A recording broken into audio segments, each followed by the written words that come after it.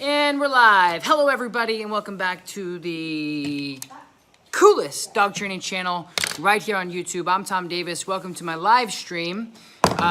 Today we have two of our board and trains out with Taylor and our other trainer Zach.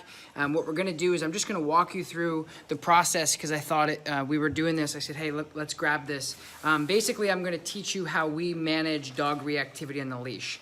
This dog isn't necessarily aggressive, but if you have a dog that's literally reacting on the leash at everything and every other dog, this video is going to help you how to manage that properly and how to get over the hurdles. So with Lupita, what we did, she came in really reactive.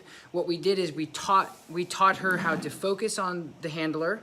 We also taught her how to heel. We taught her how to place. We taught her how to do all this stuff. That's Lupita here. So I'm going to walk you through really quickly an exercise and a scenario we do here at the Upstate Canine Academy to help you guys out at home with dog reactivity. It's just some things that you guys can do. So as you watch, you'll see exactly, hello Rochester, hello Alaska, hello everybody else. So I'm gonna start this process now. If you're new to my channel, thank you guys so much for joining.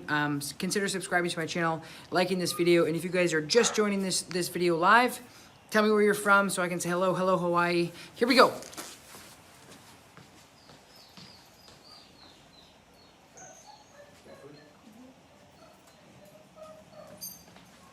So we're using treats here to get the dog's attention, using positive reinforcement to try to counteract the behavior and manage the reactivity on the leash. Taylor, that's Hawks.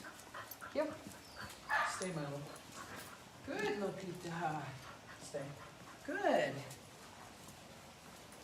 Good. Stay, my love. Sit. Good. Focus. Good focus. Yep. Focus. Yes. Good focus. Focus. Yes. Good. Yes. Good. Good. Break. Yep. Good. Yep. Put this a little closer so you guys can see. Place. So the place command is really good because what it allows us to do is it gives the job multiple jobs at once. Place. Good. So there's job 1, sit. Job 2, focus. Job 3, sit. Good focus. Good boy, Milo. Good focus. Sit. Good focus. Okay, good. I'm going to come to the camera. Good. So what this does, guys, is you're noticing that I'm giving her multiple different things to help her. Again, this video is how to manage the situation. So if you guys are starting off working with a reactive dog, all you can simply do is just teach the dog some of these things. And as you can see, as the other dog is walking around, this is a dog that came in with severe reactivity. And as you can see the other dog walking around, I'm giving her like 3 to 5 things to do to have her focus on me, and I'm paying her periodically with food motivation. So what it does is it decreases the stimulation of the other dog, and over time it'll desensitize her from being reactive at all. So the other dog walks in, before she'd go, holy crap, what are you? And she'd freak out.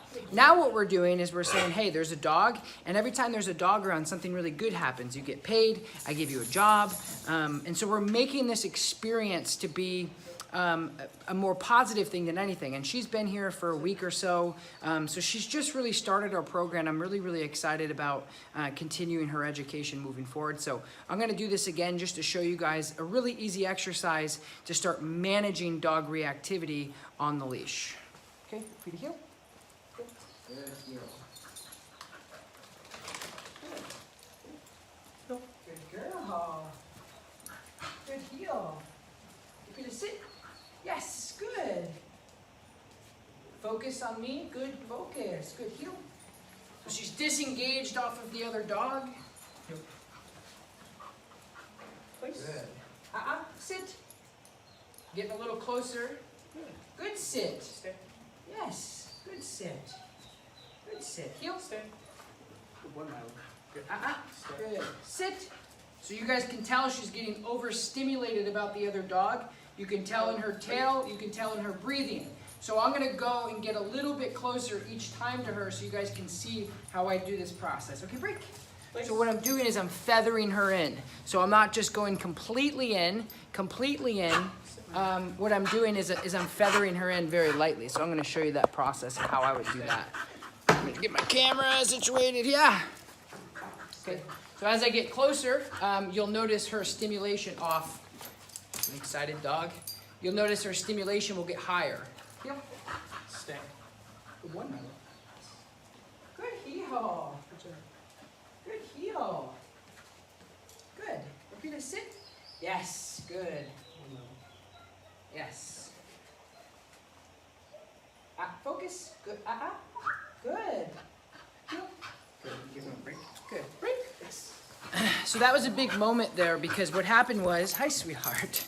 What happened was is she actually looked over to the dog and she smelled him, so she was air scenting. So what it did is it turned the reactivity that she normally would have and the overstimulation into curiosity, which is exactly what we want to do. It's a behavior modification. We're literally changing the negative behavior of reactivity and being crazy, and what we're doing is we're changing it into something positive. So we're getting closer and closer to the dog that normally she would have freaked out about when she first came in, and we're making it a positive thing, but at the macro, chill girl, the macro or the bigger picture is the fact that mentally she's becoming more stable and thinking clearer around other dogs. And so what it does is it takes the other behavior away because it's stressful, it doesn't make any sense to her, she doesn't know why she's reacting, and it self-perpetuates into this, my dog's always reactive. And so what we're doing is we're slowly but surely, I call it ballooning in, and I'm getting closer and closer to the other dog and making it as much of a positive experience as possible. And over time, she'll make this connection of other dogs aren't so bad. So I'm gonna continue to do this. If you guys like this live video, don't forget to like it. We have 9 likes right now. There's almost 75 people in here, or 65, whatever it said. So don't forget to like this video if you're here. Let me know where you guys are from. And if you're watching this in the future, leave a comment and let me know your dog training questions. And of course, I'll answer them in the comments later tonight. So I'm gonna continue to do this, and then I'm gonna put the dogs back and end their sessions for this evening. Thank you guys so much for watching again. Let's go. Let's go. Heel. Good girl. Heel. Good. One more. Just put them in a place. Loose. Good. Good job. Sit. Sit. Yes. Good girl. Positive, positive, positive. Good girl. Lapita. Yes, a good girl. Good girl. Heel. Out. Sit. Yes. Good girl. Good job. Heel. She's super engaged with me is the key here, which is perfect. Good girl, Lapita. Good girl. Yes, good decision. Yes, good decision. Good. Good girl. Good girl. What a good girl. What a good girl.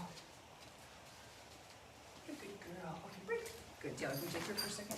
Bring her outside.